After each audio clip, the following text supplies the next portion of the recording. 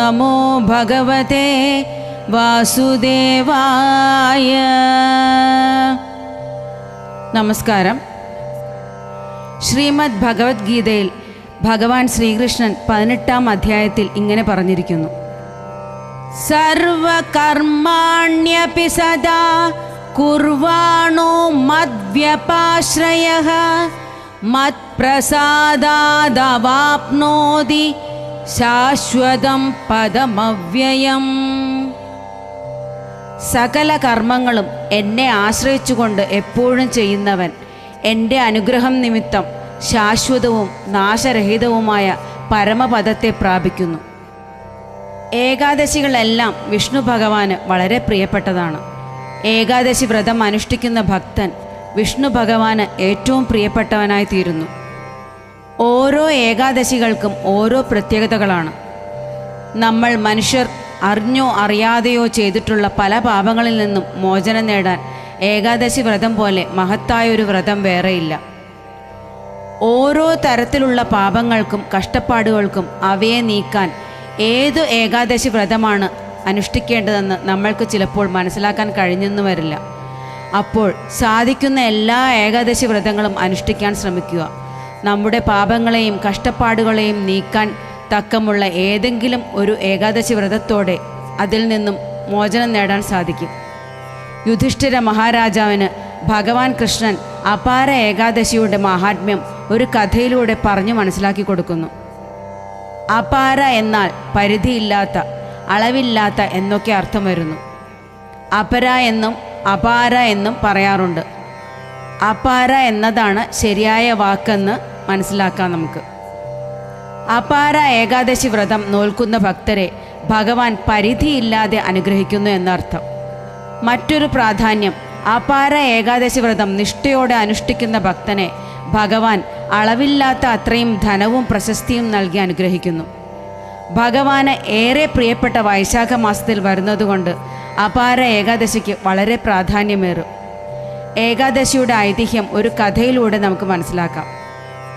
പണ്ട് മഹിധ്വജൻ എന്നു പേരായ സത്സ്വഭാവിയും നീതിമാനുമായിരുന്ന ഒരു രാജാവുണ്ടായിരുന്നു.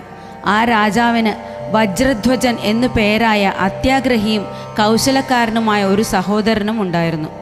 ഒരു ദിവസം ദുരാഗ്രഹം മൂത്ത് വജ്രധ്വജൻ മഹിധ്വജനെ വധിച്ചു കളയുന്നു. അതിനുശേഷം അവശിഷ്ടങ്ങൾ വേണ്ട വിധം സംസ്കരിക്കാതെ ഒരു അരയാലിൻ്റെ ചുവട്ടിൽ ഉപേക്ഷിച്ചു പോയതിൻ്റെ ഫലമായി മഹിധ്വജൻ്റെ ആത്മാവിന് മോക്ഷം ലഭിക്കാതെ ഒരു പ്രേതാത്മാവായി ആ അരയാലിൽ അതുവഴി പോകുന്ന യാത്രക്കാർക്ക് ഒരു ഉപദ്രവമായി നിലകൊണ്ടു. മഹിധ്വജൻ്റെ മുജ്ജന്മ പാപകർമ്മ ഫലമായിരുന്നു അത്. ഒരിക്കൽ ഒരു മുനി അതുവഴി പോയപ്പോൾ ആ പ്രേതാത്മാവിൻ്റെ സാന്നിധ്യം മനസ്സിലാക്കി. ഈ ഒരു അവസ്ഥയ്ക്ക് കാരണമെന്തെന്ന് അന്വേഷിച്ചു. വിവരങ്ങൾ മനസ്സിലാക്കിയ മുനി അപാര ഏകാദശിയെക്കുറിച്ച് മഹിധ്വജനെ പറഞ്ഞു മനസ്സിലാക്കി. നിറഞ്ഞ ഭക്തിയോടെ പ്രാർത്ഥിച്ചോളാൻ പറഞ്ഞ് മുനി മഹിധ്വജനു വേണ്ടി അപാര ഏകാദശി വ്രതം നോറ്റു. അങ്ങനെ മുജ്ജന്മ പാപങ്ങളിൽ നിന്നും മഹിധ്വജൻ മോചിതനായി മോക്ഷം ലഭിച്ച് സ്വർഗം പോകുകയും അദ്ദേഹത്തിനു വേണ്ടി വ്രതമനുഷ്ഠിച്ച മുനിയെ ഭഗവാൻ എല്ലാ തരത്തിലും അനുഗ്രഹിക്കുകയും ചെയ്തു. ഈ വർഷം 2026 അപാര ഏകാദശി വരുന്നത് മെയ് 13 ബുധനാഴ്ചയാണ്. ഏകാദശി തിഥി മെയ് 12 ഉച്ചയ്ക്ക് 2:52 ആരംഭിച്ച് മെയ് 13 ഉച്ചയ്ക്ക് 1:30 അവസാനിക്കുന്നു. പാരണ വീടേണ്ടത് മെയ് 14 രാവിലെ 5:50 മുതൽ 6:58 വരെയുള്ള സമയത്താണ്. ഹരിവാസരം വരുന്നത് മെയ് 13 രാവിലെ 6:58 മുതൽ വൈകിട്ട് 6:58 വരെയാണ്.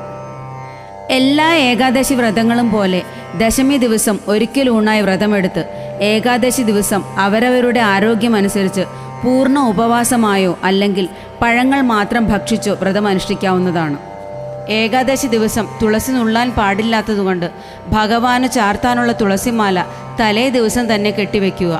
ഏകാദശി ദിവസം പ്രഭാത സ്നാനം കഴിഞ്ഞ് ദീപം തെളിയിച്ച് ഗണപതി സ്തുതി ചൊല്ലി കുടുംബദേവതയെ പ്രാർത്ഥിച്ച് ഭഗവാന് തുളസിമാല ചാർത്തി ഭഗവത് നാമങ്ങൾ ചൊല്ലി തുളസി പൂജ ചെയ്ത് ആദിത്യമന്ത്രം ചൊല്ലി വ്രതം ദിവസം മുഴുവനും ഭഗവത് നാമജപത്തോടെ അനുഷ്ഠിക്കുക. വിഷ്ണു സഹസ്രനാമം, വിഷ്ണു അഷ്ടോത്തരം, ശ്രീകൃഷ്ണ സഹസ്രനാമം, ശ്രീകൃഷ്ണ അഷ്ടോത്തരം, നാരായണീയം, ഭഗവത്ഗീത എന്നിവയെല്ലാം ചൊല്ലാവുന്നതാണ്. തികഞ്ഞ ഭക്തിയോടെ നിഷ്ഠയോടെയും വ്രതമനുഷ്ഠിക്കുന്ന ഭക്തരെ ഭഗവാൻ പരിധിയില്ലാതെ അനുഗ്രഹിക്കുന്ന ദിനമാണ് അപാര ഏകാദശി. പാരണ ദിവസം തുളസി തീർത്ഥം സേവിച്ച് പാരണ വീടാവുന്നതാണ്. ഹരിവാസരത്തിൽ കഴിവതും ഭക്ഷണമൊന്നും കഴിക്കാതെ ഭഗവത് നാമങ്ങൾ ചൊല്ലുന്നത് കോടി പുണ്യം നൽകും.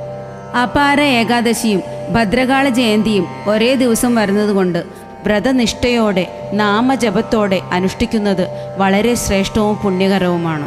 ഭദ്രകാളി ജയന്തിയുടെ പ്രാധാന്യത്തെക്കുറിച്ചുള്ള വീഡിയോ നമ്മുടെ ചാനലിൽ പങ്കുവച്ചിരുന്നു. അത് എല്ലാവരും കണ്ടു കാണുമെന്ന് വിശ്വസിക്കുന്നു. ശ്രീമൻ നാരായണീയത്തിലെ 69-ാം ദശകം രാസക്രീഡ നിങ്ങളുമായി ഉടനെ പങ്കുവയ്ക്കുന്നതാണ്. അപാര ഏകാദശി ദിവസം രാസക്രീഡ പാരായണം ചെയ്യുന്നത് കുടുംബ ഐശ്വര്യത്തിന് വളരെയധികം നല്ലതാകുന്നു. പുണ്യമേറിയ വൈശാഖ മാസത്തിൽ ഭദ്രകാളി ജയന്തിയും അപാര ഏകാദശിയും വ്രതമനുഷ്ഠിച്ച് ആചരിച്ച് എല്ലാവർക്കും ഭഗവതിയുടെയും ഭഗവാന്റെയും അനുഗ്രഹം ലഭിക്കുമാറാകട്ടെ എന്ന് പ്രാർത്ഥിക്കുന്നു.